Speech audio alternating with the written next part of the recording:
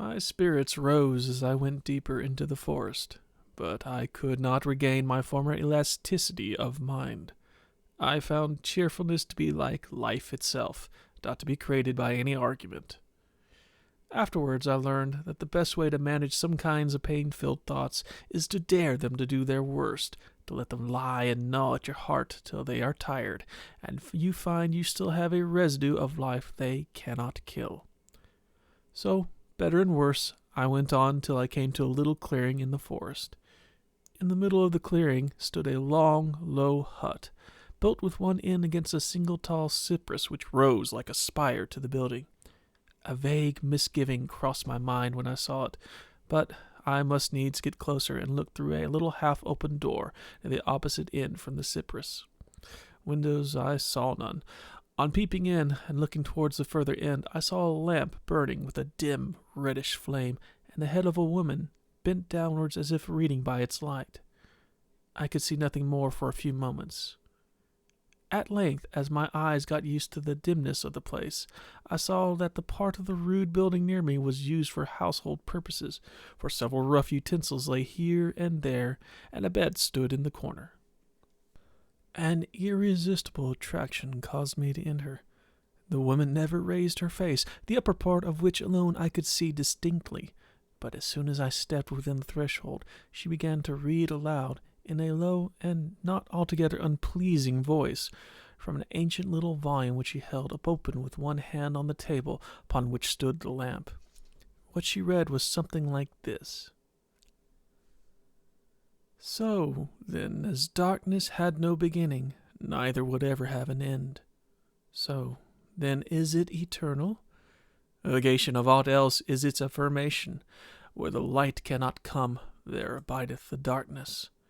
The light doth but hollow a mind out of the infinite extension of the darkness, and ever upon the steps of the light treadeth the darkness, yea, springeth in fountains and wells amidst it, from the secret channels of its mighty sea. Truly man is but a passing flame, moving unquietly amid the surrounding rest of night, without which he cannot yet be, and whereof he is in part compounded. As I drew nearer, and she read on, she moved a little to turn a leaf of the dark old volume, and I saw that her face was sallow and slightly forbidding. Her forehead was high, and her black eyes repressedly quiet. But she took no notice of me.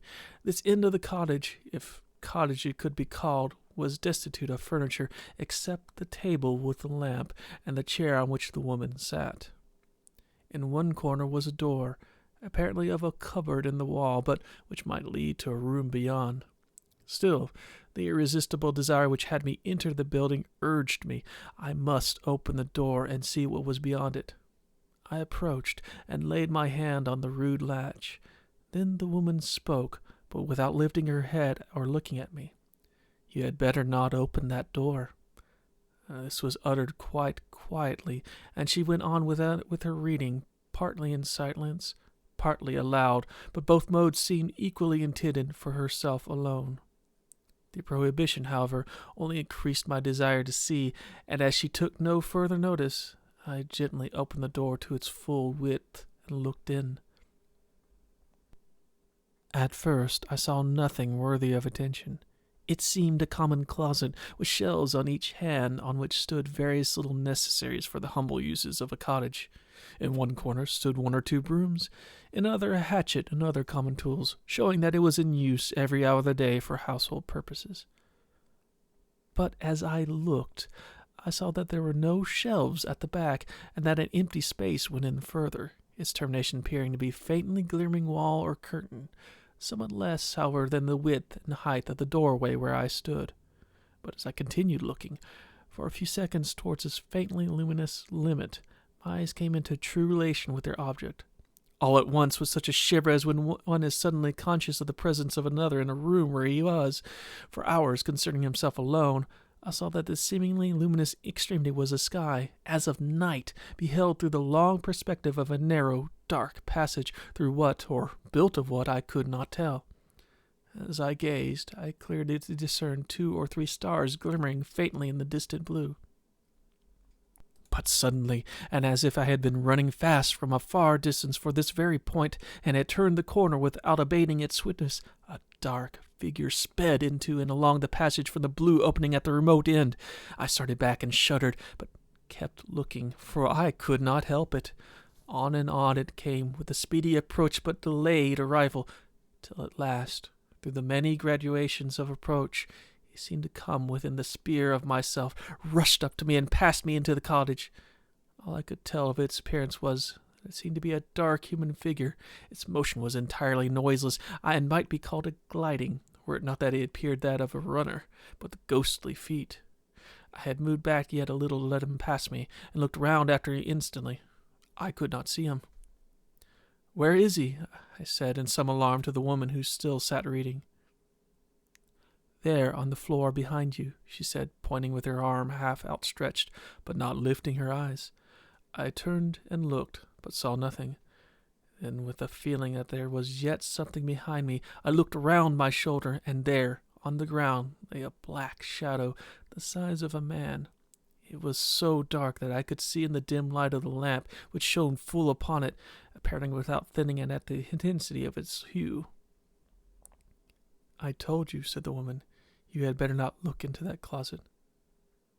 "What is it?" I said, with a growing sense of horror. "It is only your shadow that has found you," she replied. "Everybody's shadow is ringing up and down looking for him. I believe you call by a different name in your world. Yours has found you, as every person's is almost certain to do who looks into that closet, especially after meeting one in the forest, whom I dare say you have met." Here, for the first time, she lifted her head and looked full at me. Her mouth was full of long, white, shining teeth, and I knew that I was in the house of the ogre. I could not speak, but turned and left the house, with a shadow at my heels. "A nice sort of valet to have," I said to myself bitterly as I stepped into the sunshine, and, looking over my shoulder, saw that it lay yet blacker in the full blaze of the sunlight. Indeed, only when I stood between it and the sun was the blackness at all diminished. I was so bewildered, stunned, both by the event itself and its suddenness, that I could not at all realize to myself what it would do to have such a constant and strange attendance.